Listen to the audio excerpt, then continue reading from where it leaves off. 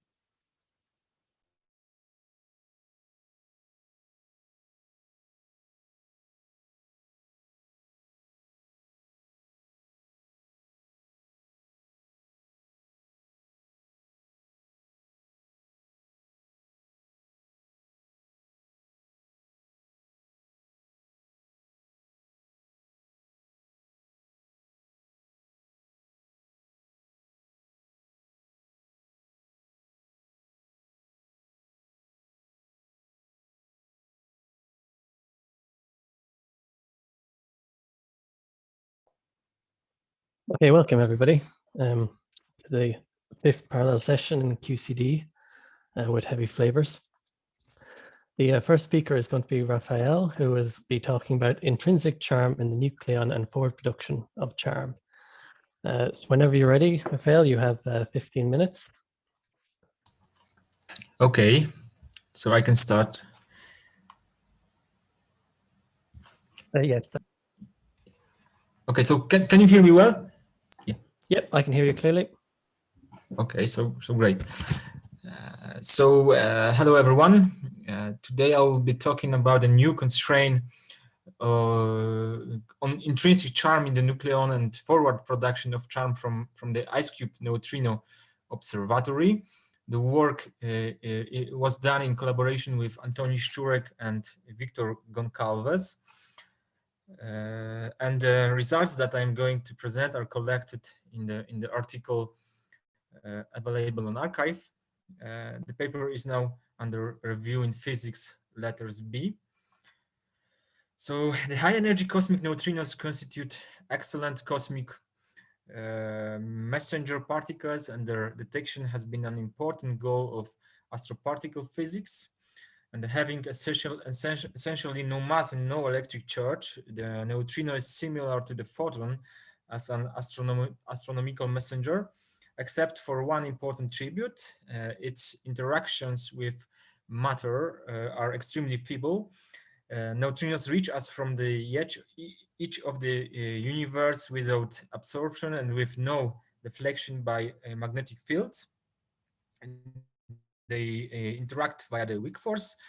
It allows them to escape dense astrophysical environments where they are produced, to travel cosmic distances without distortion, and to point back to their sources. The so-called diffuse high-energy neutrinos anticipated to be produced together with cosmic rays might provide information about the mechanism of cosmic ray production and help to unveil cosmic ray sources. Unfortunately, the weak interactions also make cosmic neutrinos very difficult to detect. Early estimates of the expected flux of high-energy neutrinos associated with the observed flux of extragalactic cosmic rays indicated that neutrino observatories require gigaton masses as a necessary condition to observe a few neutrino interactions per year. So therefore, immense particle detectors are required to collect cosmic neutrinos in statistically significant numbers. And early efforts were concentrated on a large volume of deep natural water as a detector, and a new concept of transforming a large volume of transparent natural Antarctic ice into a particle detector appeared and has been further successfully used by Amanda and IceCube Observatory. The IceCube is constructed at the Amundsen Scott South Pole Station in Antarctica. It utilizes 1 cubic kilometer of the deep, ultra-clear glacial ice as its detector medium. There are two backgrounds in any analysis with a neutrino telescope, the atmospheric muon and atmospheric neutrinos, both produced in cosmic ray interactions in the atmosphere. The atmospheric neutrino flux constitutes an irreducible background for any search in IceCube and sets the baseline to define a discovery in many analyses. It is therefore crucial to understand it both quantitatively and qualitatively. And the flux of atmospheric neutrinos is dominated by the production and decay of mesons produced by cosmic ray interactions with air molecules. The behavior of the neutrino spectra can be understood from the competition of meson production and decay in the atmosphere. The neutrino flux arising from pion and kaon decay, called conventional, is reasonably well understood. The long lifetime of the light mesons allows that many interactions occur before the decay, and the meson lose energy, what leads to a steeply falling neutrino flux. The prompt neutrino flux arises from heavy meson, mainly from very short-lived charmed mesons that decay before interactions. So more meson energy can be transformed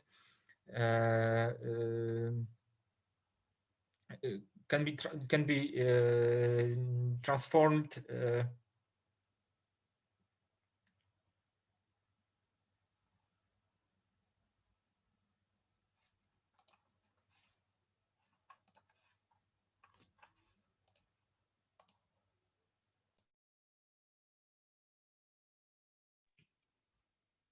I can't hear you anymore.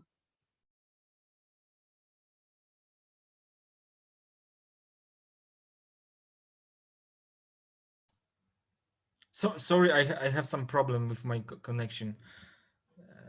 Can you hear me now? Yes, I can hear you clearly now. Okay, so let me continue. So okay, so more meson in the case of prompt neutrino flux, more meson energy can be transferred to neutrino, resulting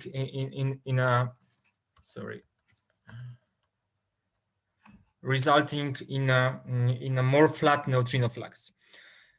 The prompt neutrino flux, however, is much less understood because of the uncertainty on the cosmic ray composition and relatively pure knowledge of QCD processes at extremely small Bjorken X. Yeah, so from theoretical point of view, in order to derive realistic predictions of the prompt atmospheric neutrino flux at the detector level, we should have theoretical control of the description of several ingredients. The incident cosmic flux, the charm production, its hadronization, the decay of the heavy hadrons, the propagation of associated particles through the atmosphere, and the neutrino interaction. To address the production of high energy neutrinos, it is fundamental to precisely describe the charmed meson production at very high energies and large forward rapidities. This aspect motivates the development of a new or more precise approaches to describe the perturbative and non-perturbative regimes of the quantum chromodynamics needed to describe the charmed meson production in a kinematical range beyond that reached in the hadronic collisions at the LHC. For this new kinematical range, some topics are themes of intense debate. For example, the validity of the collinear factorization at high energy, since it disregards the transverse momentum of the incident particles, the presence or not of intrinsic heavy quarks in the hadronic wave function, characterized by a large value of the longitudinal momentum fraction, beam nucleon momentum, and for example the presence of or not of nonlinear saturation effects on the description of the QCD dynamics at high energies. Okay, so as an important input of the calculation are the primary cosmic ray fluxes. So in other words, the energy spectra of cosmic rays on top of the Earth atmosphere. In the numerical calculations, we follow the geyser parametrizations of the primary flux, cosmic ray flux. The model is based on 5 nuclei groups and the hypothesis that their populations, that 3 populations, one including cosmic ray particles accelerated by supernova remnants in our galaxy, a second one still of galactic origin, but with an higher energy, and the third one of particles accelerated at the extra galactic sources, contribute to the measured cosmic ray spectra. Okay, so the charm quark production in quantum chromodynamics can be investigated with the perturbative techniques. At high energies, this process is dominated by gluon-gluon fusion. Here I show the relevant leading order diagrams. However, it is well known that from differential phenomenological studies from the past that for charm production cross-section, the higher order corrections are of a special importance, especially when discussing differential distributions such as the quark transverse momentum spectra. There are at least 2 basic approaches to calculate the CC bar per cross-section. One is the collinear approximation, which is frequently used in this context and which is believed to be a state of the art for the single particle spectra at next to leading order. The next to leading order framework for heavy quark is also well established. However, due to some numerical instabilities, it cannot be used for charm and bottom calculations. Another approach is commonly used also in this context is the Chetry factorization approach. In this approach, we keep the exact kinematics from the very beginning. The correlation observables are directly calculable, and it is commonly believed that in the Chetry factorization, some contributions even beyond the next to leading order are available also differentially. So you have from 4 the point minutes of view left, just to let you know, in case you want to get to some of your results. Okay, so from the point of view of the prompt neutrino flux studies, one has to deal with the high energy limit of the charm production cross-section and extremely forward directions. So let me skip the slide. Yes, here I just want to show you some results of our calculations based on the Chetry factorization. So here I compare our predictions with LHCb charm production, forward production, and as you can see, our model can describe the inclusive D-meson distributions as well as the correlation observables. So we see that at the LHCb we probe such a asymmetric region of longitudinal momentum fractions. So one is extremely small and the second one is a bit larger. So the interesting question is what is the dominant regions of the phase space associated with CC bar pair production relevant for the prompt flux at IceCube. So we see that with the recent IceCube configuration, we are probing exactly the LHC energy range. However, we go much far forward than in the case of the LHCb.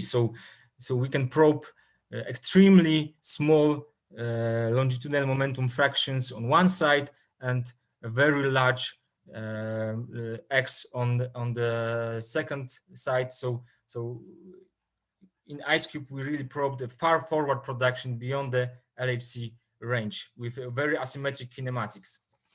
So in the numerical calculations, we use here the hybrid approach. So we take the one of the incident parton, which is a small x parton as off shell, and the second one, the large x parton as on shell.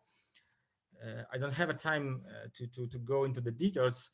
However, here I just want to show how we calculate the intrinsic charm contribution. So we calculate the C gluon to C gluon leading order diagram, but of course having off-shell an integrated gluon distribution on one side, it is believed that we also include the part of higher order real corrections. So as our input here, we use the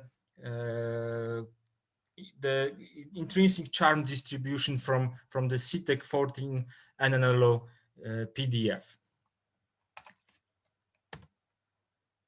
Okay, so the last very important ingredient of the calculation is the propagation of a high energy particles through the atmosphere. It is done with the help of the so-called Z moment approach. I don't have a time to go into the details. So as an input to these formulas, we use the sigma over the XF which is a differential cross section for charm as an input. And here I show the result. So on the left we have XF distribution. Here is the contribution from the gluon channel, so the standard mechanism of charm production. Here we have the contribution from the intrinsic charm. So when intrinsic charm is included, the behavior of the XF distribution is strongly modified. So the XF distribution at large values is dominated by the intrinsic charm mechanism. The extrinsic charm is negligible here. So as we can see from the right plot, here we have the predictions for the prompt neutrino flux already. So we see that the inclusion of the intrinsic charm mechanism has a strong effect on the prompt neutrino flux. So the flux is enhanced by 1 order of magnitude when the intrinsic charm is present. So now I'm going to the last two slides with the main results of our prediction. You have 1 minute and you're in your question time at the moment. Okay, sorry, I will just say two. Okay, so here we have the final result, the IceCube data, and we have predictions of the conventional neutrinos, which is the yellow one. The green one is the gluon fusion prompt neutrino flux. So we see that the impact of the prompt flux is small in the current kinematical range probed by the IceCube, as long as only the gluon fusion mechanism is taken into account. Here we have the contributions from the intrinsic charm. So if the intrinsic charm mechanism is taken into account, a large enhancement of the prompt flux at the large neutrino energies can be achieved. So from this plot, we can just say that the upper limit for the intrinsic charm with this calculation is about 0.5%.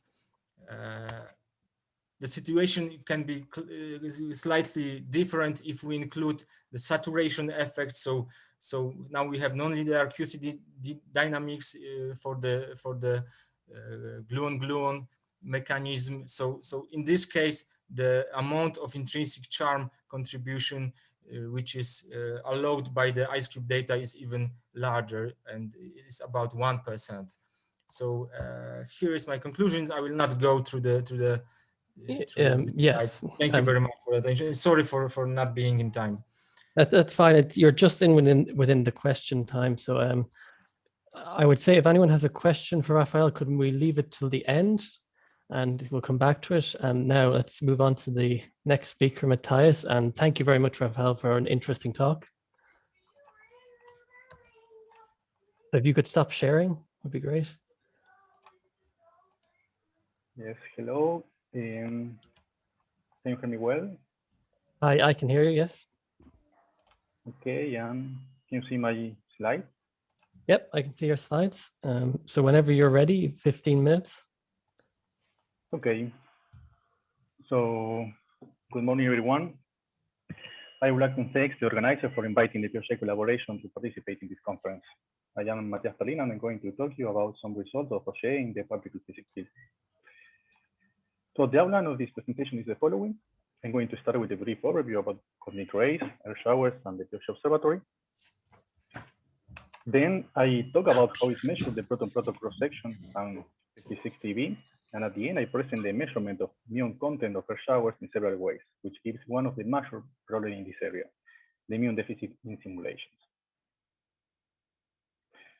So, high-energy cosmic rays are particles that reach the Earth from outside the solar system.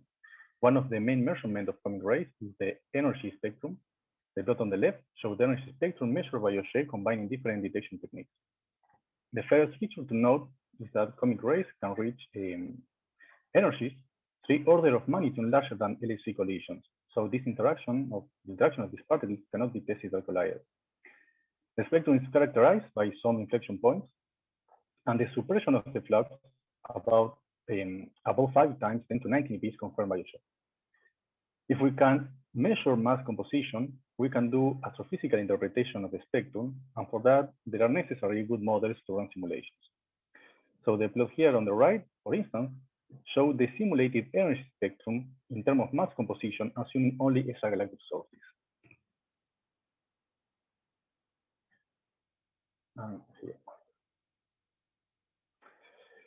So high energy cosmic rays are indirectly measured by means of extensive air showers. These air showers are produced by the interaction of the primary cosmic ray with atoms of the atmosphere, which produce a large cascade of particles. The first interaction, which have energies larger than LHC, determine the main feature of the air shower. So the study of air showers gives important information about how high energy atom interactions. Air showers have 3 components: electromagnetic, muonic, and hadronic.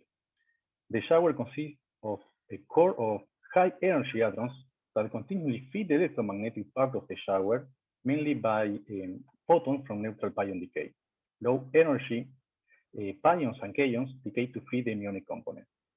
Nucleons and other high energy atoms contribute further to the hadronic cascade. So in order to get properties of primary cosmic ray and hadronic interaction, we use air shower observables sensitive to these properties, like the number of muons at ground, or the Xmax, the depth of maximum development of the shower in the atmosphere. So in terms of mass composition, we can say that in average, light cosmic rays produce a deeper air shower and less muons than heavy cosmic rays.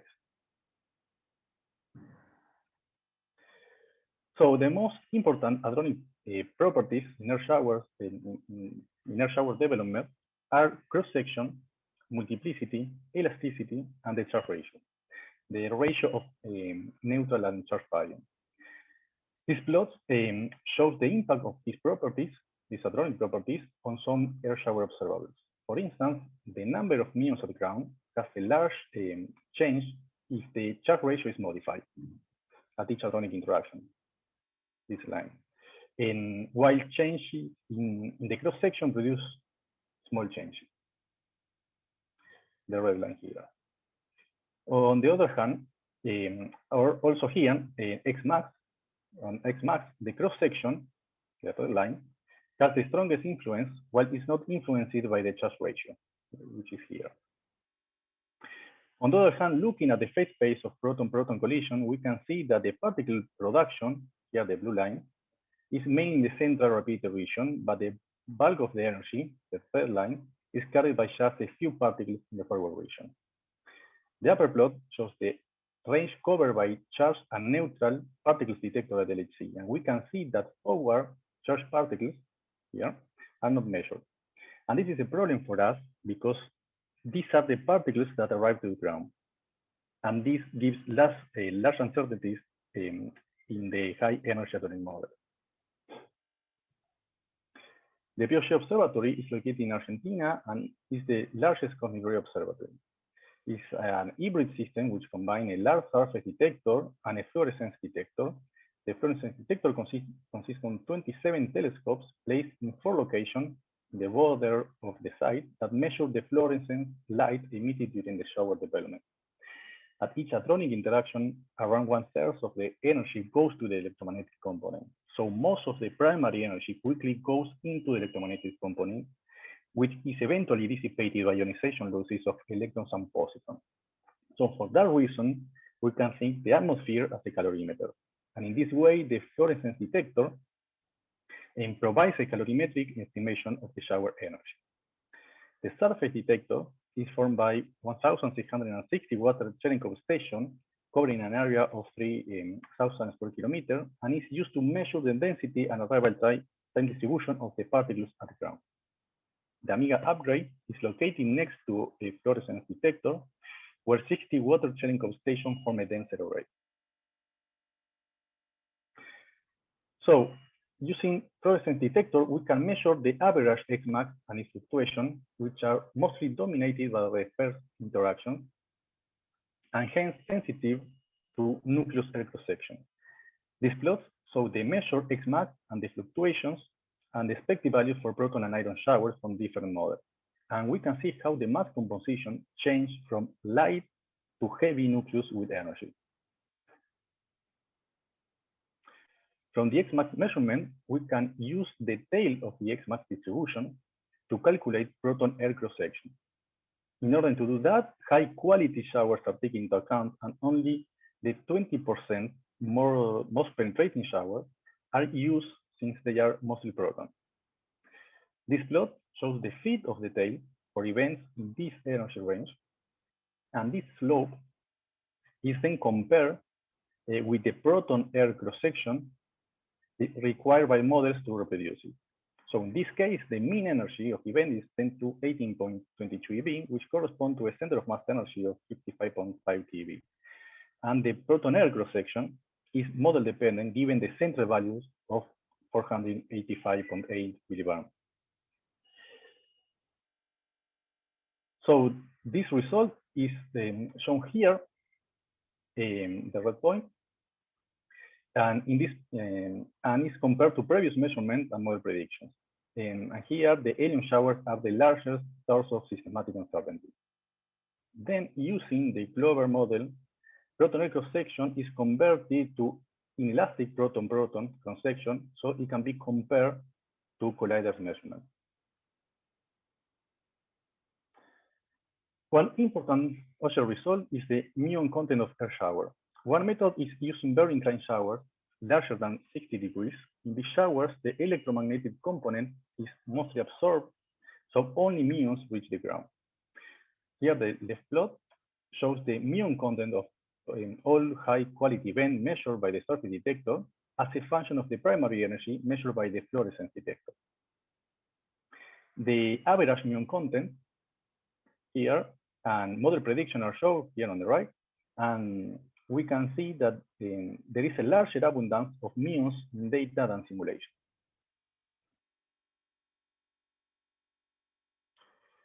So Auger can measure the muon content directly thanks to the Amiga upgrade. This tensor array allows to measure lower energy events closer to LHCb energies, where next to each water Cherenkov station, there is an underground muon detector at a depth of 2.3 meters to shield the electromagnetic component, which allows the direct muon detection. So this plot shows the energy evolution of the muon content measured by the surface detector and by the underground muon detector at lower energies, and the data is compared to simulations. We can see that there is a larger muon content in data and simulations, even at lower energies, but compatible with iron primary.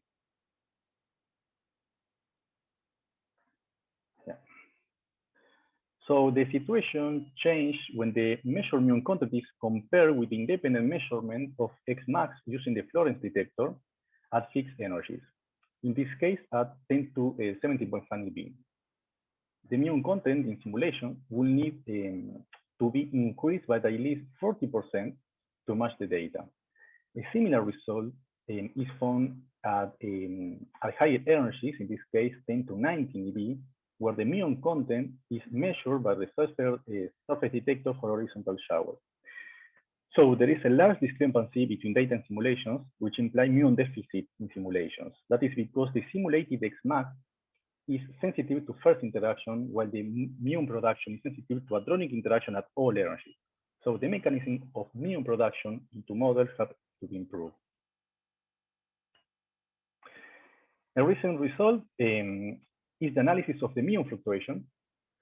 And the plot on the left shows the measured relative fluctuation in the number of muon as a function of the energy and the prediction from models. We know that the measurement falls within the expected range from proton and iron primaries, and the gray band represents the expectation from the measured mass composition using these models. And here the plot on the right shows the effects of different composition scenarios on the fluctuations and the average number of muons at a fixed primary energy at 10 to 19 eV. The expectation from the interaction model from any mixture of the four components considered here, proton, helium, nitrogen, and iron, is illustrated here by the colored contours. And while the values preferred by the mixture derived from the Xmax measurement are indicated by the star symbol here. And the shade areas show the region allowed by the uncertainties. So the muon fluctuations were reproduced in models, but not the total number where there is the deficit in the simulations. So taking together the average value and fluctuation of the muon constraint, the way hadronic interaction models should be changed to agree with air shower data. So these results point to a small muon deficit at every stage of the shower, rather than a discrepancy in the first interaction. Over the last year, several models were developed to explain the muon deficit. Here I list some of them: the core corona model, the strain fireball, stream percolation, or Pierre symmetry restoration. They are related to change hadronization parameters, changing the Chetry ratio, so that the ratio of the electromagnetic and hadronic component. And other models change the inelastic cross-section or the properties of decay via the Lorentz invariant relation. Just as an example, I would like to show you an approach of the core corona model.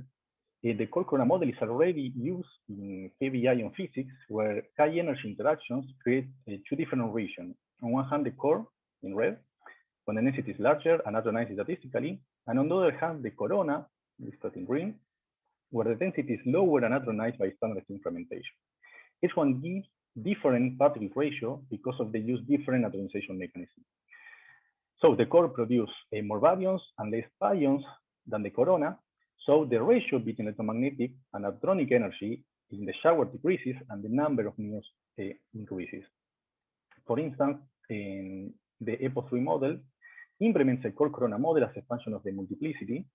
In this case, for the omega particles, we can see that there is a transition from full 2-minute warning. Okay, thanks. For the corona to the core, increasing with the multiplicity, and that shows a good agreement with the LHC data. And in this novel approach, the core corona model was applied to cosmic ray model as a function of energy instead multiplicity, since the demultiplicity increases with energy. And at mean rapidity, the particles come from the core of the corona. The parameter omega core fixes how the mix is as a function of the energy, and omega core equals 0 means full corona, omega core equal 1 means full core. The considered cases are shown here in this plot. The blue lines are conservative cases compatible with LHC, and the purple lines are extreme cases excluded. So the impact of these cases on the number of muons against the Xmax are shown here in the plot, where the orange line is the default model. So considering core hadronization in air shower cascade is possibly describe the Auger data, and more core-like contribution are needed in the model. So to summarize, Auger can measure air shower properties which constrain the hadronic models and as cross-section and different hadronization. The measurements show a muon deficit in simulations using the latest interaction model. So muon measurement at colliders in the forward region and in light system and as proton-oxygen collision at LHC are fundamental to solve the muon deficit. Also, She is being upgraded to increase the sensitivity to hadronic interaction and mass composition. So we hope have good news in the near future. Thank you. Thank you, Matias, and perfectly on time. Have we any questions in the audience? You just raise your hand if you want.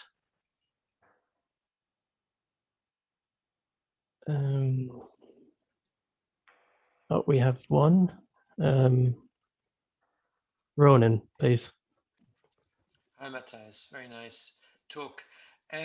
Just on that last point in your summary there, as you know, with the LHC, when it starts up again, not alone will there be proton-oxygen collisions, but there could be very many other ions present.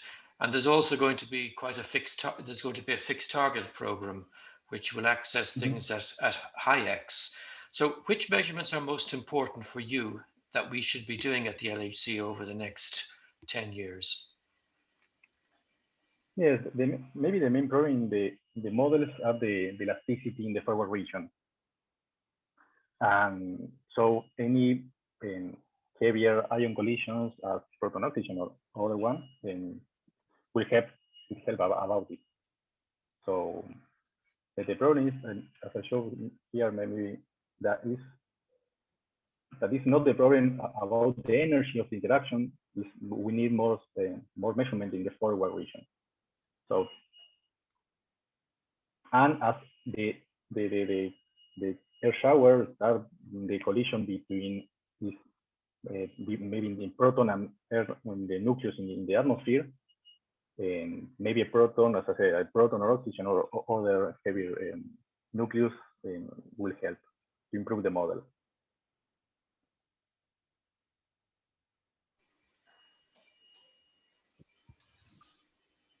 Okay, I don't see any more questions. So let's thank Matias again. Okay, thank you. And I believe the next speaker is Yanis. I hope I'm saying that correctly. So if you can. Yes, that's perfect. Can you hear me? I can hear you and I can see your slides. So again, you have 15 minutes and Yanis is going to talk about energy correlators in DIS. So whenever you're ready, Yanis. Great. So as I said, I'm going to talk about energy correlators in DIS, and I'm going to focus on the use of this particular observable as a novel and an interesting probe to TMD PDFs, the transverse momentum dependent distribution of partons inside the proton. So this work is a collaboration with Haitao Li and Ivan Videv, and this is the link for the relevant paper. So this might consider like the path I will take towards getting the story I want. I will start with a brief introduction and discuss the energy correlators in the past, how they were introduced in electron-positron annihilation and proton-proton collisions. Move on with a new novel definition that we introduced of the energy correlator EEC in DIS, the connection of this observable with TMD factorization, and which is giving us access to the universal TMD PDFs. And eventually, I want to briefly talk about the jet function of EEC, which encodes all the hadronization effects in this observable, and is the only unknown element that is left in order to give us access to the TMD. So the EEC was originally introduced in the context of electron-positron annihilation, and is basically a weighted cross-section where this is the weight, the energy of a dihadron pair. So this is the dihadron cross-section. The weight is the energies of the dihadron pair. And basically the way you understand this observable is for every pair A and B, you measure the angular separation between the two hadrons. This is an entry in your histogram, and then you weight this entry by this factor here, which is the product of the energies divided by the total center of mass energy. So obviously, this observable is not sensitive to soft radiation in the sense that you don't have direct contribution from soft particles, as the weight of each entry is the energy of the particles. However, a soft emission from an energetic particle will introduce a recoil that is going to change the observable chi, and therefore soft radiation will enter the observable through recoil effects, but not through direct contribution. The observable was studied quite extensively in electron-positron annihilation in the context of phenomenological studies as an extraction of the strong Complet constant, and also as a probe to hadronization corrections as well, which means that we have a pretty decent selection of data already from electron-positron annihilation. Moving on from electron-positron, the observable was generalized in order to account for the complexities of the presence of the proton in hadronic colliders. And the generalized version is called a transverse energy-energy correlation, or the specialized version is called transverse energy-energy correlation, which now the weight is given by the transverse energy of the dihadron pair instead of the actual energy. And what we measure instead of the angular separation between the pair is the azimuthal separation phi between the hadrons A and B, or the jets A and B. This observable has the same feature as the EEC, which the soft radiation does not directly contribute to the measurement, but only through recoil. And also here we observe, since the beam remnants or the initial state radiation, which is also having small transverse momentum, although energetic, will not directly contribute to the measurement, but also will contribute through recoil as well. TEC was measured at Atlas, and it was also considered for the extraction of the strong coupling constant. Here, the red points are the extraction of alpha S and how those are compared from DIS at Atlas, and how those are compared to the world average in 2016 and to other extractions in the past. So moving on now, in DIS, the observable it was introduced to in DIS is TEC, and there's two versions of the observable currently. One was introduced in this paper, and the other one here. The first one is in the bright frame, where you take the hadron collider definition, the TEC with the two hadron and the transverse energy, and you directly implement the same formula, but now you're considering the proton-photon collision instead of the proton-proton. The second definition is the transverse energy-energy correlation. I will call it lab because TEC lab, because it's defined in the laboratory frame. And now, instead of measuring the decorrelation between two hadron pairs, we measure the decorrelation of a single hadron against the scattered lepton at the leading order, at the Born level kinematics DIS. And both observables, they measure the azimuthal separation between either the lepton and the hadron, or the dihadron pair. The one is azimuthal in the bright frame, the other one is azimuthal in the laboratory frame. Now, what we introduce is an energy-energy correlator instead. So we are proposing that instead of using transverse energy-energy correlator, that there is a way to define an energy-energy correlator, and there's some advantage into that I'll go through next. So the definition that we propose is, again, the weighted cross-section. And now we're considering the decorrelation between a single hadron and the proton, and the proton direction, or the photon axis. So we're measuring the angle theta of a particular hadron and weight the cross-section by the energy fraction ZA, which is a Lorentz invariance, but in the bright frame where we propose this definition, is simply the plus component of the momentum of the hadron A divided by the photon virtuality Q.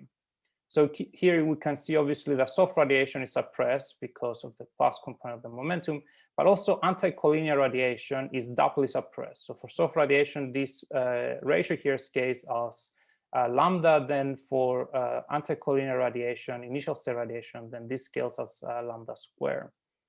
Now, also another advantage of the observable compared to the other two is that the measurement theta naturally separates different regions of hadronization, right? So we have the collinear radiation, which is what we usually refer to as current fragmentation, that is found at theta similar to pi, where soft radiation, it's soft wide angle radiation, it's theta similar to 1.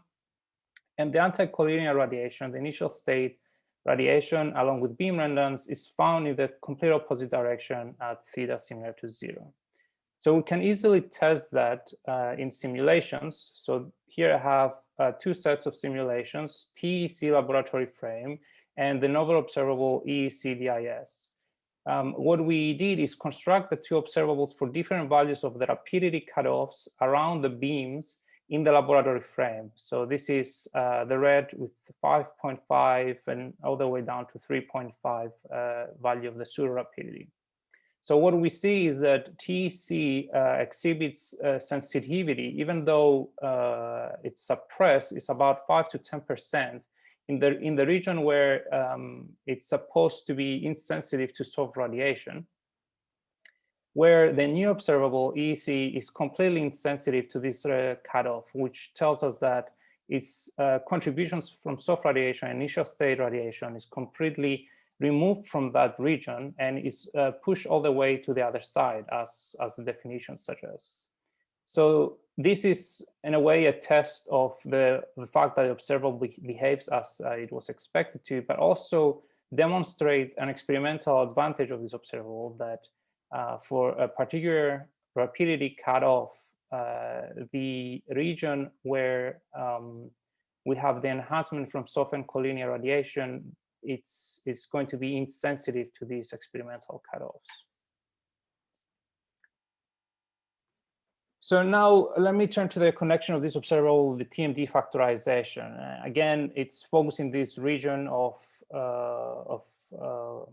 chi equals 0 or cosine phi equals 1, cosine chi equals 1 in this case. So this is EEC measured at E plus E minus. And the region where TMD factorization is applied is exactly this region here, and is characterized by small collinear radiation. We will often call that region as the back-to-back region because it has radiation back-to-back. And what we can show is that EEC-DIS has exactly the same behavior in the back-to-back region. So this is in the theta equals pi region, or similar to pi region.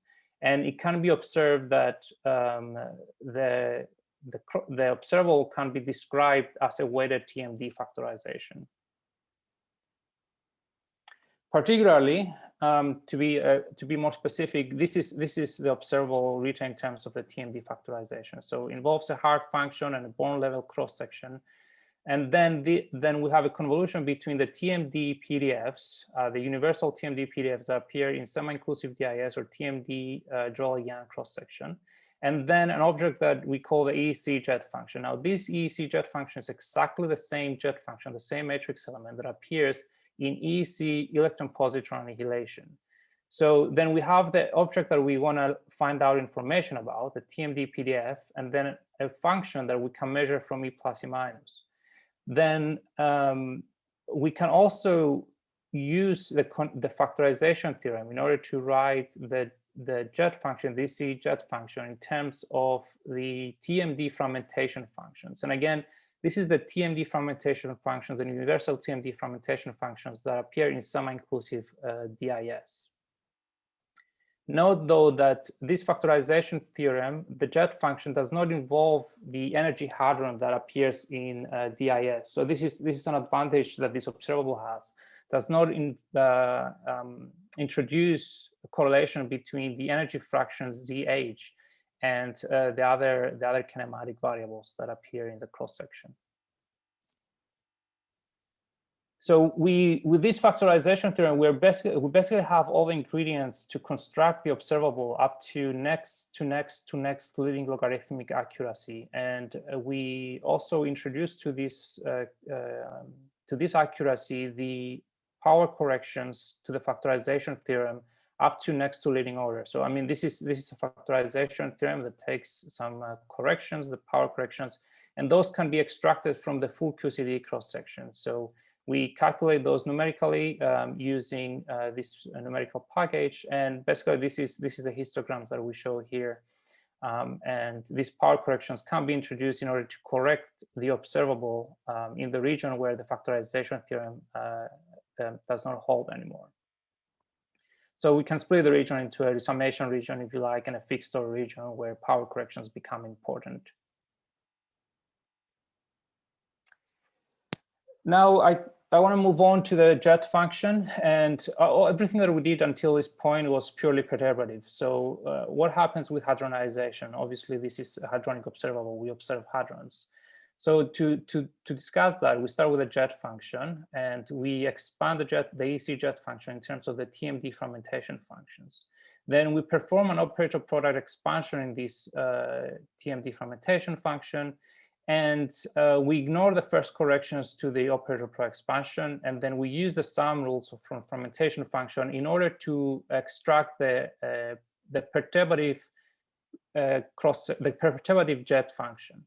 So this is the jet function that we use. It's purely perturbative. It's written in terms of matching coefficients. This is the jet function that we use in the previous section to get the next to next leading log predictions. However, we have ignored power corrections to that and hadronization corrections. In order to reintroduce the hadronization corrections, we're going to do what is done in semi-inclusive DIS, and particularly what is done with TMD fragmentation functions. We are going to take the fully non-perturbative hadronic matrix element and expand it in terms of the perturbative calculable coefficients and a non-perturbative function. So we do the same thing with the jet function. The perturbative components are written here. And then we have the function we call J sub I, which depends on the impact parameter space and is only a purely phenomenological object that is containing all the hadronization information. Now we can use this relation between jet function and TMD fragmentation functions and invert to solve for the hadronic, for the non-perturbative component. And then we can write this in terms of the perturbative jet function and the matching coefficients, the collinear fragmentation functions, and the non-perturbative model that can be extracted from TMD fragmentation functions. 1 minute. Thank you. Doing so, then we can, even though we can extract this object directly from E plus E minus, then we can use this formula in order to get an estimate on the non-perturbative component of the jet function. So we take this formula, we use the collinear fragmentation functions from these two papers here. Then we use the non-perturbative TMD fragmentation functions from this paper here, which is exactly this expression. Combined with the leading order perturbative components from this formula, we arrive at this form of the jet function, which has a linear component and also a quadratic component as well. Using this function now, we are able to introduce the hadronization corrections, and this is the cross section with the full hadronization corrections. And this is a cross section which splits the different contributions, TMD, PDFs, non-perturbative contributions, and then introducing the TMD non-perturbative rapidity evolution as well as the jet function. So with that, come to my summary and outlook. I will skip the summary. So the outlook. So what we were able to do is that we did that for the unpolarized case, but it will be interesting to expand that for polarized protons. So in order to access Sievers effects, and then to mention that this is also possible to expand in a case where we only consider charged particles, or we can handpick particular hadrons instead of summing over all hadrons to increase the sensitivity to flavor in the initial state. Thank you. Thank you for an interesting talk. We have time for one quick question. If there's anybody who wants to ask, please raise your hand.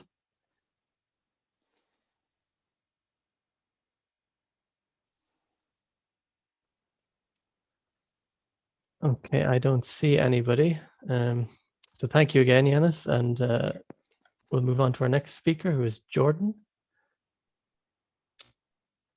Hello. Hello. I'm going to try to share the screen. Hopefully that should be visible. Yes, it's visible. Yes, yep, I can see a full screen. I can hear you clearly. So Jordan is going to discuss dynamical factorization breaking at the LHCb. Whenever you're ready, Jordan, you have 15 minutes. Yeah. Oh, okay. So clearly this is a talk about factorization. And I'll start by observing that factorization connects the protonic physics to hadronic physics. That is, it's a technique for handling non-perturbative physics. That's the way to think about it here. In particular, it is a rigorous connection. That is, factorization theorems are proven from QCD, which is to be compared with things like hadronization models used in the Monte Carlos, which tend to be inspired by QCD or inspired by the concept of confinement, which often makes them more easy to interpret, but they can't be rigorously derived from the actual fundamental theory. That's something that is peculiar to factorization. And so that makes it a nice probe, makes factorization a nice probe of the underlying theory, a nice way to study it. In addition, I will point out that factorization fails in certain limits. And we don't in general know how to compensate for that failure. We don't know how large the failure is, and we do not in fact know every single limit in which factorization is expected to fail. There are certain kinematic limits, like if you go to a very low center of mass energy, and your proton doesn't even break up in the scattering, then you're not surprised that factorization breaks in that situation. But there are other situations that are more surprising, and that's what I'm going to be talking about on the next slide. Okay, so for an example, there is no generalized transverse momentum dependent factorization in the heteroproduction of high transverse momentum hadrons. That is the title of a paper by Ted Rogers and Pete Mulders. And it gives us a very specific channel to look into in order to investigate factorization breaking. Specifically, proton-proton goes to a nearly back-to-back hadron pair plus whatever else. The proton-proton in the initial state comes from the heteroproduction in the title, and then the unit roots a high transverse momentum pair of hadrons. The back-to-back requirement comes from the fact that this breakage is only expected in transverse momentum dependent factorization. Giannis in the last talk mentioned that connection, so I'm not going to justify the back-to-back TMB connection, but I'll just mention very briefly that the language I'll be using to refer to B transverse momenta in the transverse momentum dependent framework. The transverse momenta I'll be referring to are KT in the initial state, JT in the final state. That's the language I'll be using. The main reason that we'd be interested in this channel is because the breakage is not suppressed at high energy. Which on the one hand means that it's far from any of those kinematic limits where we're not surprised that factorization breaks down. And so if we do identify a signature of factorization breaking, then we can relatively unambiguously say that it's due to this one particular transverse momentum dependent factorization breaking mechanism. Additionally, because the breakage isn't power suppressed, there's no particular reason to believe that it's going to be small. And there's no guarantee that it will be large either, but that's the idea behind performing this measurement, to try to quantify the size of the breakage or at least put limits on it or something. Anyway, the main point of the slide, proton-proton goes to hadron-hadron. That's the channel that has factorization breaking predicted on it. Another reason that we are interested in particularly this channel is because the result does not generalize easily. And so, for example, there are these three channels listed here, E plus E minus to hadron-hadron, electron-proton goes to electron-hadron, proton-proton goes to lepton-lepton. None of these are expected to break factorization. They're all expected to be okay. Despite the fact that they look kinematically identical, they look very, very similar to the channel that does break factorization. First thing you might observe is that all of these channels contain only two hadrons. If you count them in the initial state and the final state and add them up, each of these channels has only two hadrons, whereas the factorization breaking channel has four hadrons. And so you might speculate that, since QCD is more complicated than QED generally, as you add hadrons into the scattering, it becomes more and more difficult to make the factorization. And that is a good intuition, but it's not the whole story, because up to this point, I have been using my language in an imprecise way. I've been saying things like this scattering channel factorizes, but in fact, I need to specify which observable measured in the scattering channel factorizes. And so what I've been talking about is the momentum imbalance spectrum. And so it's more or less, it differs for each of the channels, but it's more or less the difference between the vector difference between the transverse momenta of the final state particles Anyway, there's this one momentum imbalance observable, and it obeys a factorization theorem. That's what I mean when I say that these particular channels factorize.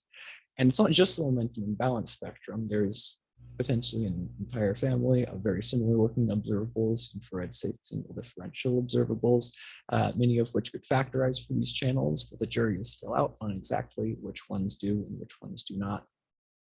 The main point of this observation is that it's not just the scattering channel. You don't just need to count the number of hadrons involved in the interaction.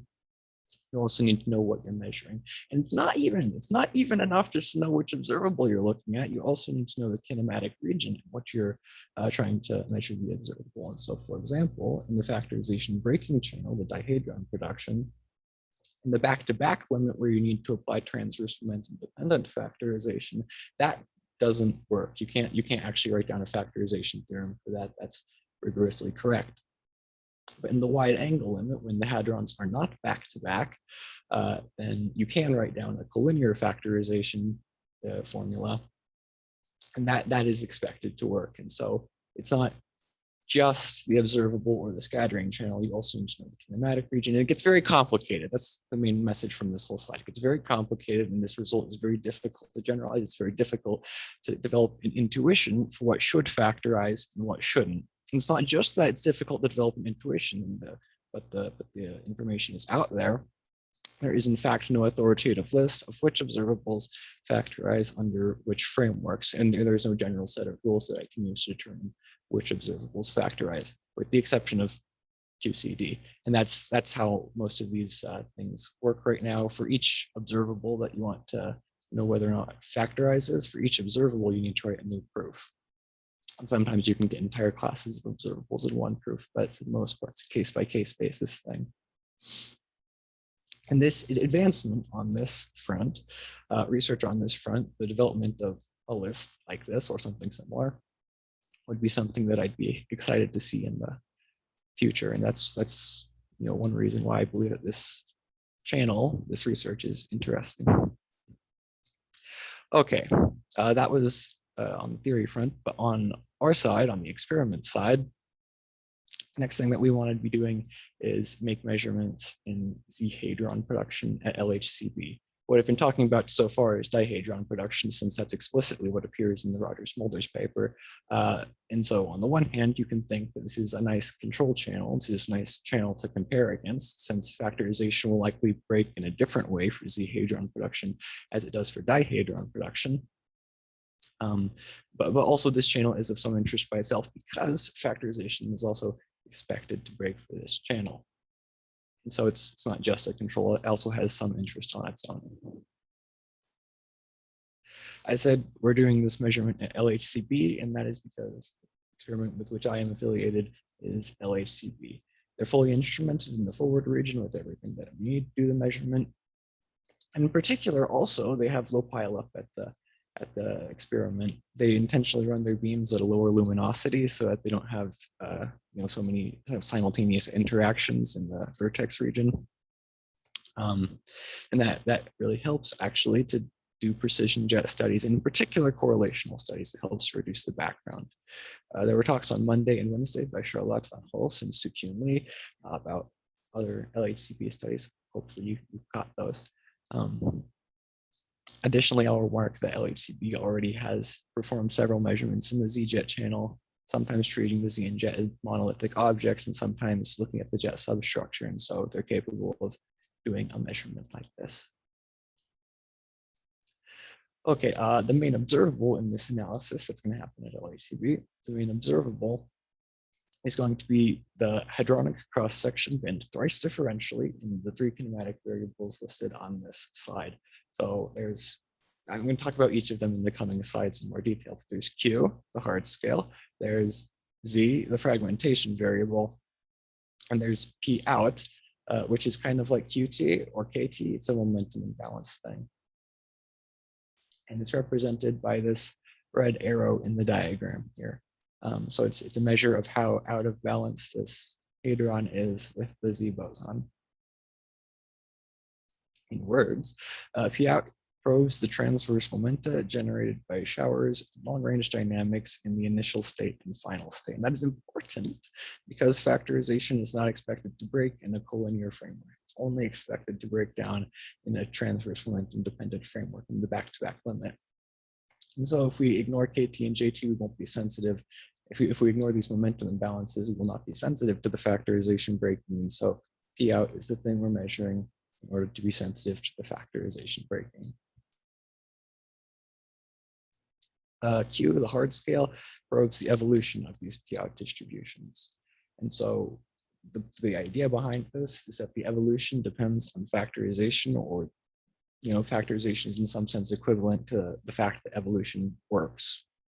One way to think about this is by imagining that if you don't have factorization, then you don't have a well-defined fragmentation function. If you don't have a well-defined fragmentation function, then you cannot evolve the fragmentation function. A better way to think about it would be to say, if I measure, some spectrum, that I believe to be the fragmentation function, but in fact, the fragmentation function doesn't exist because it's not well defined, because factorization doesn't apply. If I try to evolve this thing that isn't actually the fragmentation function, then I'm not going to be able to do the evolution correctly, and I'll get the wrong answer at the end. And so that's the sense in which we say that a test of the evolution is equivalent to a test of the factorization. And the upshot of doing the evolution test instead of just directly testing the factorization formula itself is that you don't need high quality global fits from other experiments. All of the data that you need to do this measurement should be available in-house from one experiment, one measurement. And anyway, to reiterate, the rough idea is that first step would be that you measure the P-out distributions at a particular hard scale, and then you evolve the P-out distributions to a different hard scale, and then you measure the P-out distributions at a different hard scale, and you compare the measurement and calculation.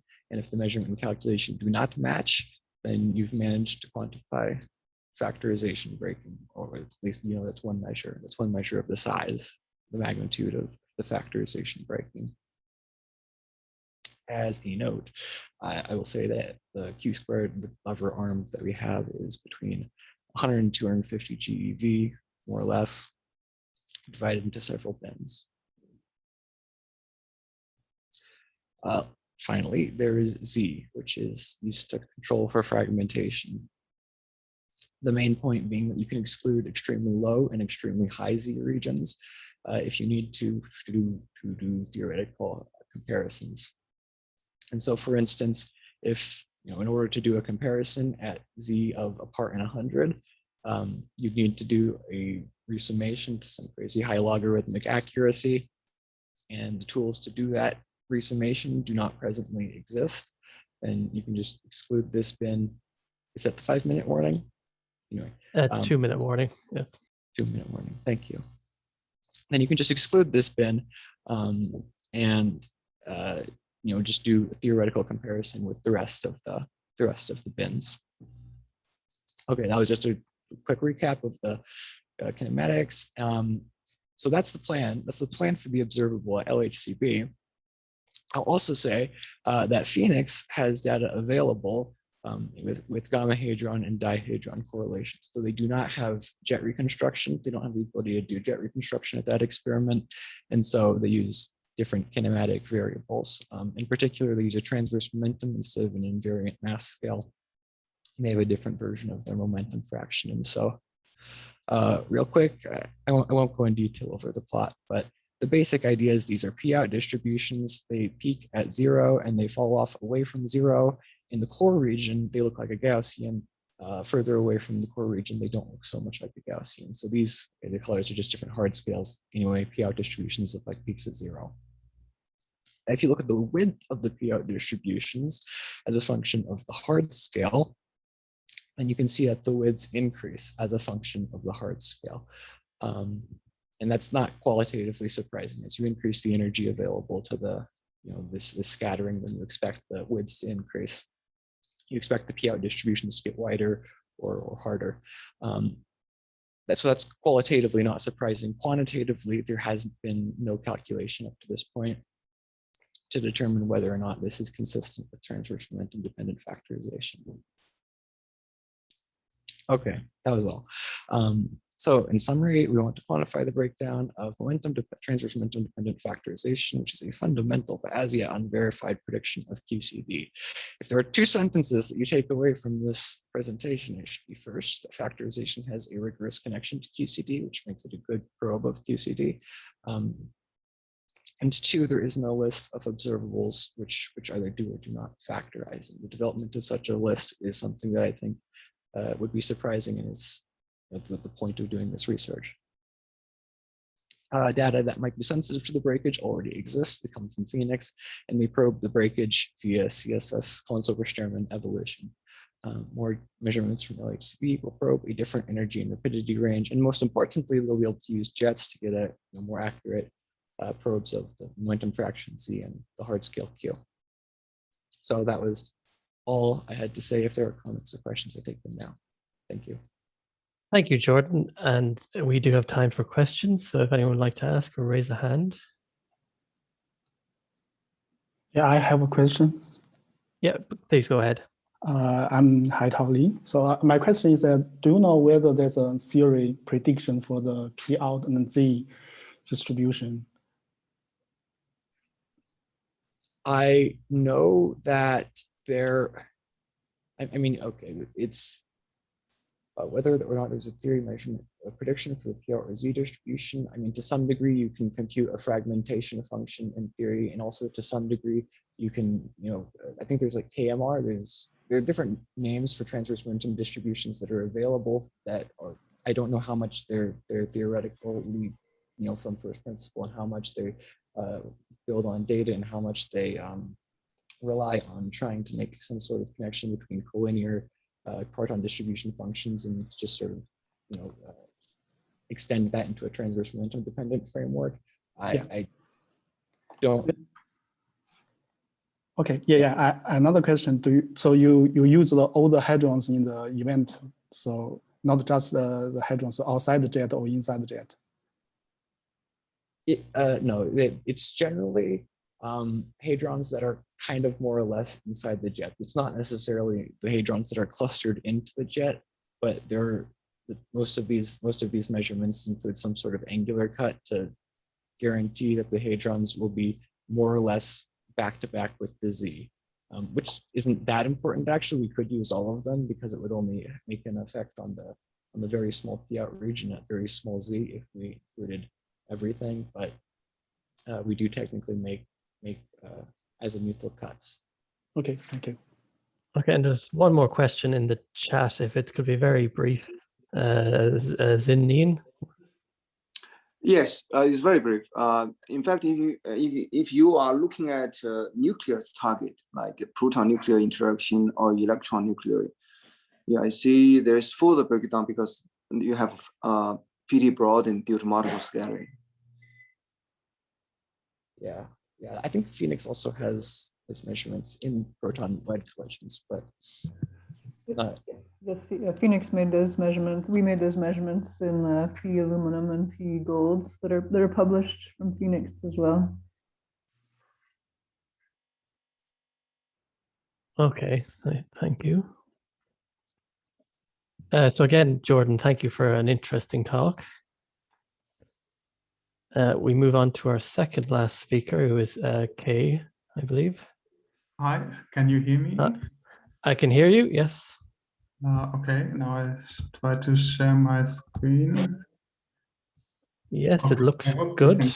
Now it should be full screen. Now it's full screen. Okay, as before, you have 15 minutes for your talk on 2 and 3 loop heavy flavor corrections for the IS. Okay, thank you. Yeah, I want to talk a little bit about heavy flavor corrections to deep inelastic scattering at 2 and 3 loop order, which is done in collaboration with quite a large group at DESY at Zeuthen and at RISC in Linz. And just let me give you a short outline of the talk. So I want to introduce what we actually want to calculate, want to say a little bit about the status of the calculation of these operator matrix elements we are interested in, and then give you some details about the calculation of polarized operator matrix elements and 2 mass contributions to these operator matrix elements, which we calculated rather recently. And in the end, I want to give some conclusions and outlook. So let me start a little bit with deep inelastic scattering. So if we just restrict to a single photon exchange, so everything factorizes into a leptonic and a hadronic tensor, and this hadronic tensor can be expressed through structure functions. So in the unpolarized case in FL and F2, and in the polarized case into the structure functions G1 and G2. And these structure functions contain contributions also from the heavy quarks, so from the charm quarks and from the bottom quarks, and of course also both quarks can contribute together. And why are we interested in these heavy flavor contributions? They especially have a significant impact on all structure functions at small x and high q squared. So these 3-loop corrections would are needed for precise determination of the strong coupling constant, for example, or the charm mass, or maybe even the bottom quark mass from data. And what is more than these operator matrix elements we come to later also contribute to the variable flavor number scheme. And the more precise the LHC data gets, the more precise PDFs have to get, and their 3-loop matching in the variable flavor number scheme would be good. And just to give you an idea, here are some numbers for the strong coupling constant and for the charm quark mass derived from some global fit, where you see that the charm quark mass actually has also theory error, which mainly comes from the fact that the heavy quark contributions at next to leading order for the structure function F2 are right now only approximate.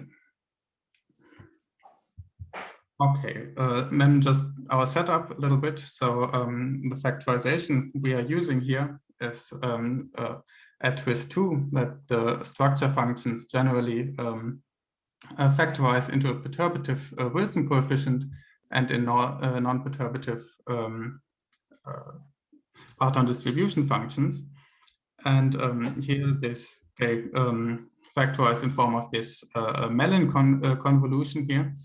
And in the rest of the talk, I will mainly talk about the Mellin space, where one, because we usually apply this Mellin transform here, and under this Mellin transform, this Mellin convolution just factorizes into a product in Mellin space.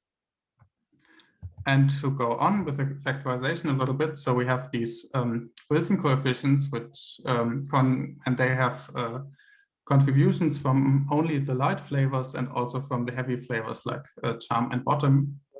And if we go into the asymptotic region, so if we assume that q squared is also much larger than the associated heavy flavors, so the charm quark, then the heavy flavor part can be factorized again into the light flavor Wilson coefficients and into massive operator elements. And these massive operator elements are basically expectation values of partonic states of the twist 2 operators between partonic states. And these operators, then if one wants to calculate the Feynman diagrams, they introduce new local operator insertion with special Feynman rules. And just to give a clue, so the unpolarized light flavor Wilson coefficients are already known up to next to leading order. So to get the heavy flavor part at the same order, we also need to calculate the massive operator matrix elements up to 3-loop. For polarized scattering, the light flavor Wilson coefficients are only known up to next to leading order. And for F2, for example, it had been shown that this asymptotic representation we're using here holds from values of q squared bigger than 10 m squared at the level of roughly 1%. Just a little bit of the status of the calculations. So the leading order has been calculated a long time ago. The next to leading order was basically started by the group around Van Nerven, where they did it first numerically in the full M dependence, and then in the asymptotic regions with these operator matrix elements. And the 3-loop order was started by the group around Johannes Blümlein and Zeuthen, where they first computed fixed moments of the structure functions and the OMEs, and then the general N solutions. And these will be also the topic of this talk, and also the extension to the polarized scattering. So let me go a little bit into detail what we use in order to calculate these operator matrix elements. So these local operator insertions introduce these light vector delta multiplied with the loop momenta to raised to the Mellin variable. And this is usually hard to compute with usual multi-loop techniques. So what we do is that we multiply it with these resummation variable and sum these structure in a geometric series to get basically a propagator structure, which is raised to the power 1. And this now allows to use the normal multi-loop calculation techniques. So we can reduce our scalar integrals to master integrals, where we use reduce 2.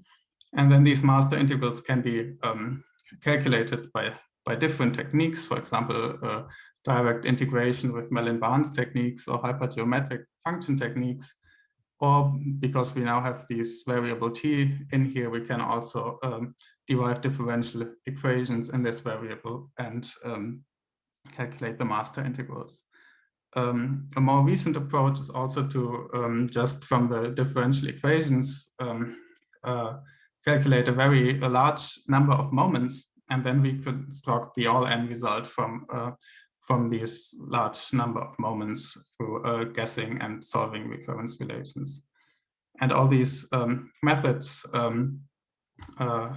are implemented in packages, in Mathematica packages like Sigma evaluate multisums and harmonic sums, which have been developed alongside these calculations for these calculations. In the end, what we get then are these operator matrix elements, and here you see basically the Wilson coefficient in the asymptotic limit, and you see that 4 out of these 5 are finished up to next leading order. Hg is still missing because the operator matrix element Qg at 3-loop is still missing, so there we calculated a large number of moments, but cannot solve all of the recurrence relation, but everything which is first order factorizable was solved. And in the case for 2 different masses, there are analogous representations, and there the case is the same also for the 2 mass case. Here's just an illustration for the impact on the structure function F2 for the heavy flavor part.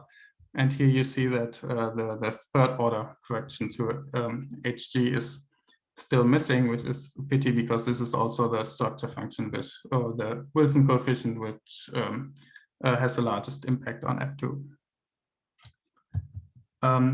But these operator matrix elements don't only impact the Wilson coefficients, but they are also used in the variable flavor number scheme, which basically tells you how to decouple a massive flavor at high Q squared, and it gives you then matching conditions for the pattern distributions.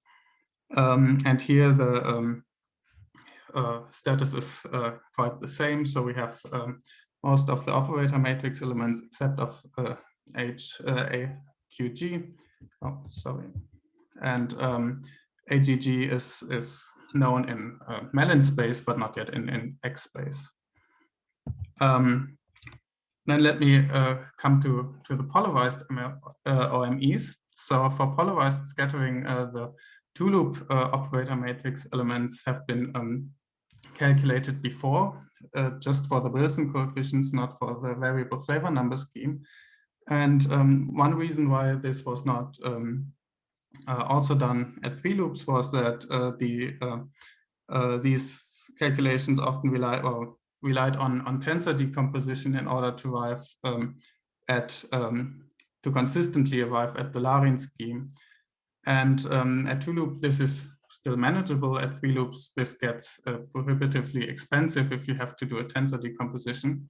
And what we found is that if we just change the projector of the outer quark lines, we can establish the same as doing these with these tensor decomposition techniques. And this then allows to apply all these technologies for the unpolarized OMEs also directly to the polarized ones. And with this, we already calculated the polarized 3-loop anomalous dimensions, at least the terms proportional to TF, which is a first independent cross-check of the calculations by Moch and Farmason. And we also extended now the calculations to the other operator matrix elements in the single and 2 mass case to also include now the polarized case. And in the 2 mass case, so from 3-loop order on, the Feynman diagrams contributing can have contributions with bottom and charm quark loops. And what we found there is that there are operator matrix elements with like different complexities. So some can still be expressed in terms of harmonic sums in Mellin space, which are just usual harmonic polylogarithms in Bjorken X space. But for example, AGG needs generalized harmonic sums and binomially weighted harmonic sums, which translate then into iterated integrals over root values letters, where also eta, the mass ratio of charm and bottom, comes in. And for the pure singlet at 3 loops with 2 masses, we didn't find a closed form solution in N space, but what we found is representation in terms of iterated integrals, also over root valued letters, but with restricted support in X space. And 2 minutes. Yeah, thank you.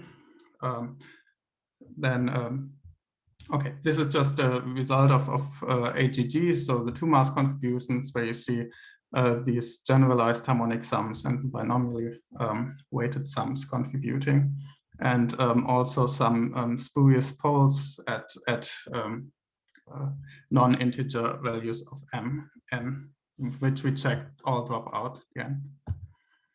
For the numerical impact, so here is plotted the 2 mass contributions to AGG over the TF squared terms, left for the unpolarized case and on the right for the polarized case. And here one sees that the contributions are not negligible and that they get flat for higher values of Q squared. What we also look into are the 2 mass contributions to the variable flavor number scheme. So let's maybe just look at the right plot, which is the bottom quark distribution. And here we found that these 2 mass contributions can also have a non-negligible effect. Okay, so let me come to the conclusions and outlook. So what I have not talked about in this talk, but what we also finished are the 2-lob contributions to the pure singlet Wilson coefficient in general kinematics, so not going into the asymptotic region. So all operator matrix elements except of AQG have been calculated for general values of n in the single and 2 mass case, and we have extended the calculation now also to the polarized case without the need to do tensor decomposition. And a little bit of outlook. So we want to study also the variable flavor number scheme now in the polarized case, and we want to get a high accuracy reconstruction of the X-space expression of AQG from the large number of moments which we already calculated. The analytic solution still requires more effort on the mathematical side. And on the 2-mass case for AQG, we want to calculate these in an expansion in the mass ratio of the charm in the bottom row. Thank you for your attention. Okay, thank you, Kay. A very interesting talk. I see we also already have 2 questions in the chat, so I'm going to Robert first. Hello, hi. Thank you for the update. So you said that everything other than A3QG for the single mass case is now completely known. But as far as I'm aware, the A3GG isn't actually available anywhere. So I just wanted to confirm that that's the case and to get some sort of timescale on when things may appear. Okay, so sorry, yes, so AGG has still like a problem with the continuation into the Bjerken X space. So in principle, the Mellin space is there, but this we want to sort out before we get there. But I cannot give a real timeline for that. Okay, but it's not very imminent then, by the sounds of it. It is a problem which still has to be solved. Let's say it like this. Oh, okay, thank you. And we have a question from Felix. Yes, nice talk. So part of the question was already what Robert asked, and then a second question for if we actually want to use this, are you planning to provide some interpolation or some easier expression? Because as you said, there are fairly complicated harmonic sums and whatever. Are you planning to provide implementation representation? Sorry, Kay, I accidentally muted you. Sorry. Yeah, no problem. I saw that. So right now, I'm not aware of plans in this regard. So we have for the other operator matrix elements, I think the N space and the X space results are published.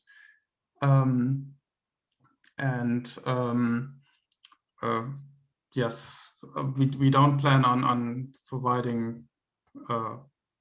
Yeah, but as you said, so the 2 loop is still doable. The expressions are still harmonic sums. So, but as soon as the function space gets more complicated, of course, the implementation becomes an issue.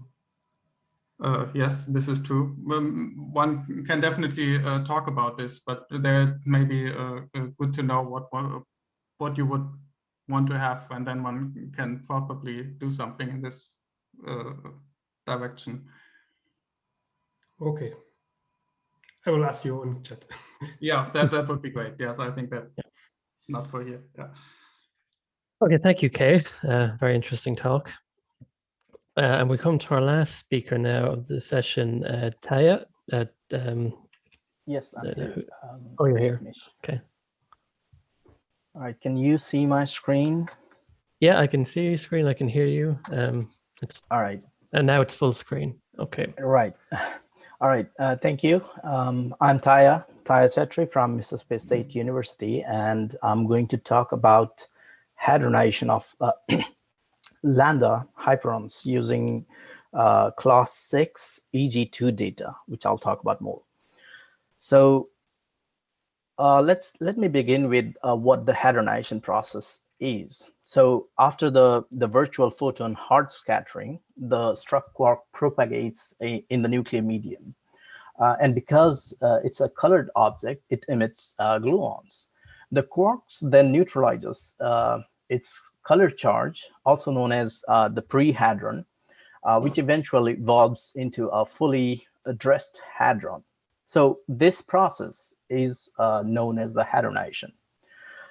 This illustration shows, the meson formation, but one can imagine a similar representation for the formation of a baryon, which is kind of more relevant to this talk. Of course, depending on the size of the nucleus, the hadronization can occur inside the nucleus or outside the nucleus. Also, there are 2 time scales associated with the hadronization process. So if we employ, for example, different nuclear targets that act as a filter, providing intrinsic timescales due to their sizes, information on the actual timescales of the hadronization process can be extracted. So therefore, this hadronization studies, they not only provide information on the dynamical timescales, but also help in constraining existing physics models.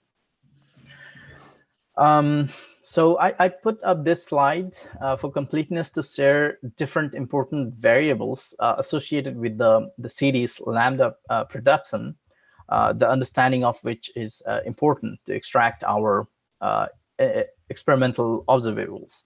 So for example, here, the Q squared, we have certain cuts on these variables. So these are in place to probe, for example, the nucleon substructure, or to reduce any radiative effects, and to avoid contamination from resonance region. All in all, these cuts are in place to make sure that we have an enhanced signal.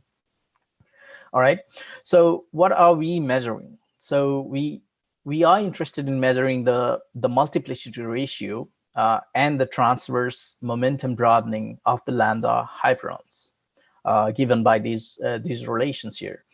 So this multiplicity ratio, it holds the information about the propagation of the parton and the hadron attenuation, whereas this transverse momentum broadening, it carries information about the interaction of the propagating parton with the color field in the nucleus.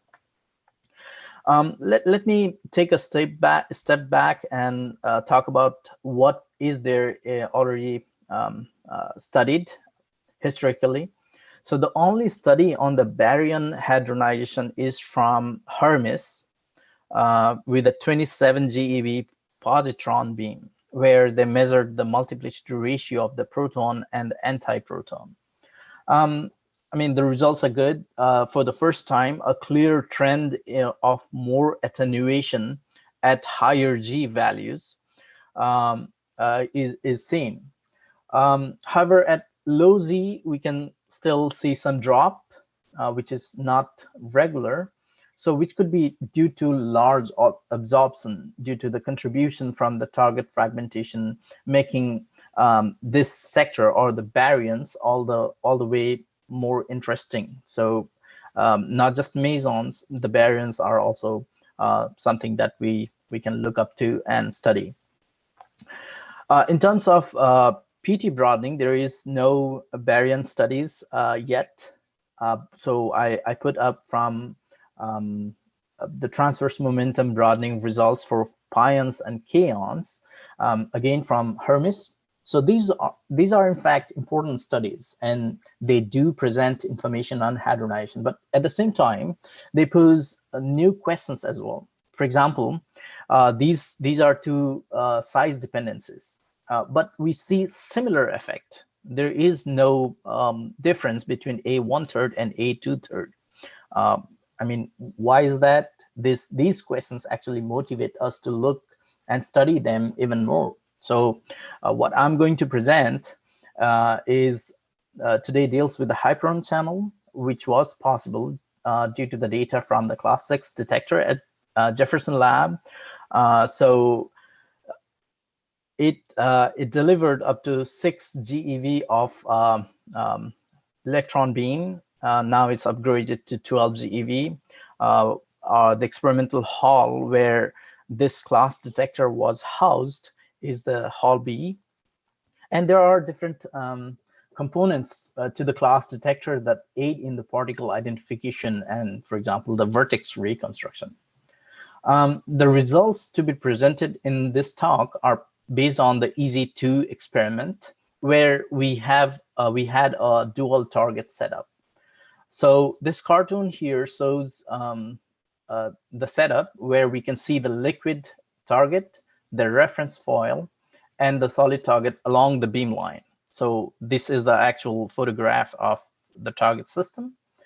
So I'm presenting results here for carbon, iron, and lead as the solid target and deuterium for the liquid target. All right. So what channel are we investigating? So for this hyperon channel, we detect one electron, and the lambda events are reconstructed from the combination of the proton, at least one proton and one pion. So these events undergo or underwent various cuts and corrections for the next stage of analysis. Just a brief outlook on the acceptance. I'll have a couple of slides next. So we used PTI event generator to generate 1 billion events for each target. So these events were binned in a 6-dimensional binning scheme, and the efficiency given by this relation is calculated. And we also calculate the weights, which is basically the reciprocal of efficiency. Now, if we apply this efficiency to the events in each of these bins where they fall, the resulting invariant mass distribution of the proton pi minus showing a peak may not have all be smooth. So we apply certain cuts. Let me first show you the cuts. So these are the weights and the relative error on weights. And we apply these cuts shown by these dashed red lines.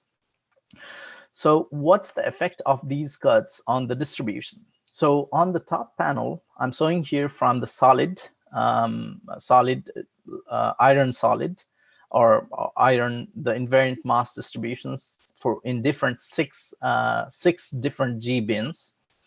On the bottom is the same corresponding bin from the liquid. So remember, it's a simultaneous target system. The blue curve is the uncorrected distribution. No acceptance correction has been applied. Red one is with the correction without any weight cuts. And the green one is with the weight cuts. So as you can see that the green one compares well with the uncorrected distribution. So that's why we apply the weight cuts so that these distortions can be reduced. As you can see that the green one matches with the uncorrected distributions fairly well. All right, so after cuts and applying the corrections, we extract the lambda yield for each of the 6 G bins that I showed a couple of slides ago. But here's how we do it. We have a sample of proton and pi minuses. And if we consider the correlated events coming from the single event, single electron event, then we see a clear, nice looking peak at about the lambda mass and on top of a smooth background. Now, if we combine the uncorrelated protons and pions, this is what the red distribution looks like. So basically, this is for the solid and this is for the liquid for this particular data set. So we are estimating our background based on the uncorrelated events. We used a root-fit to extract the yield. So for example, let me show you one sample G bin where we used for the signal, the Bright-Wigner, and the uncorrelated events we call the combinatoric background. We use that as the background and we extract the yield for this is one bin, and here is another sample bin. So we extract all the relevant quantities and get the multiplicity ratio as a function of G, as shown here. So what do we see? The lambdas exhibit less attenuation in light nuclei. As you can see, this value is slightly higher, so less attenuation compared to the heavier ones at high Z values, where the current fragmentation region dominates. In fact, for the 3 reasons, what we see an inverted behavior. So the green one is at the top and it goes down. The blue one is at the bottom, it goes up. So this inverted behavior can be seen probing the 2 regions. So what these 2 regions are, in fact, let me explain with respect to this particular plot, which is Z versus the Feynman X diagram. So here, what happens is exactly where it hits the 0 value or where it changes the sign, it corresponds to the Z value of about 0.55. Now, this is where exactly the flipping occurs. So that demarcates the two fragmentation regions, current and the target fragmentation. So let me come back to the result one more time. So lambdas exhibit less attenuation in light nuclei compared to heavier ones, the reason in which the current fragmentation dominates. And this attenuation actually could be due to a pre-hadron inelastic scattering, and or I mean the energy loss of the hadron fragmented struck quark during the color neutralization stage preceding the formation of the hadron. However, for a reason less than, for example, this dashed line here, the multiplicity ratio flips and the signal becomes more enhanced for heavy nuclei as a signature of significant contamination from the fragmentation of of a target remnant. All right. So this inverted behavior can also be displayed using this ratio plot here, where I'm showing the ratio of multiplicity ratios normalized with respect to the carbon. So the carbon is a straight line here. So why this way? It also like clearly shows that there is an inverted behavior. And also, if we want to reduce any systematic effect, this kind of cancels each other's systematic effects. So we clearly see this trend where the two reasons are probed. All right. Now let me quickly shift gears to our next result on the transverse momentum broadening. We measure the lambda transverse momentum broadening in this mass range of the invariant. It should be proton pi minus invariant mass distributions, or that's what the range we are selecting in order to extract the information on the broadening. So we have the PT squared distribution for the solid and the liquid, and we have different G-bins, and we plot the results, what we extract from what we get.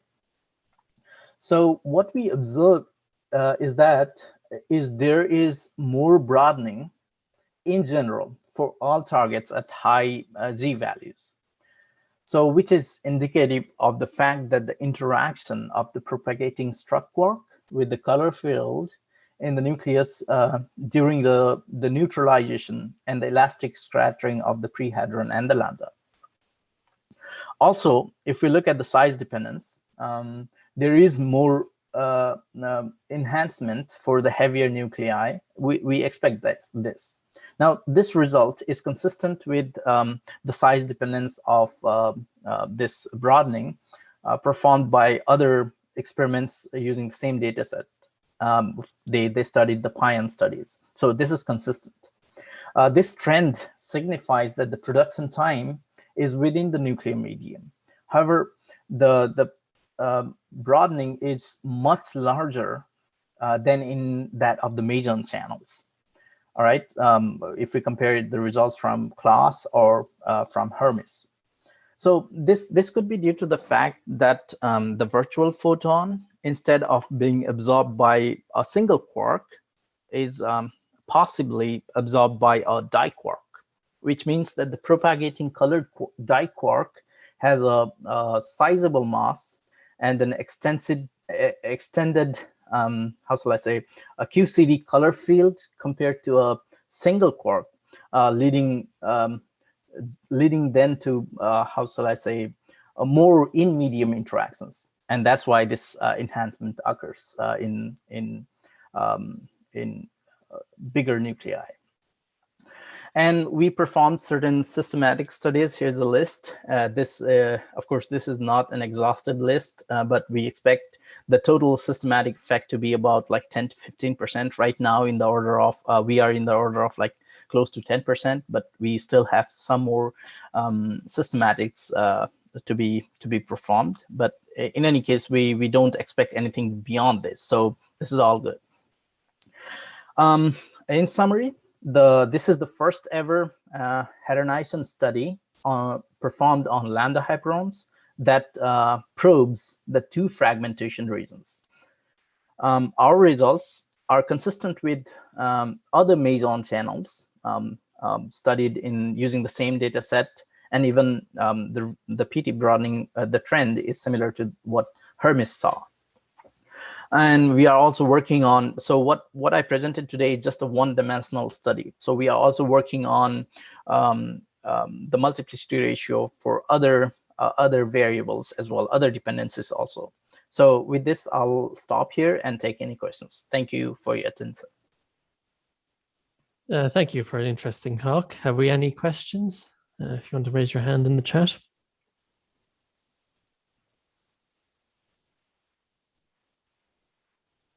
Okay, we have, go ahead, Charlotte. Hello.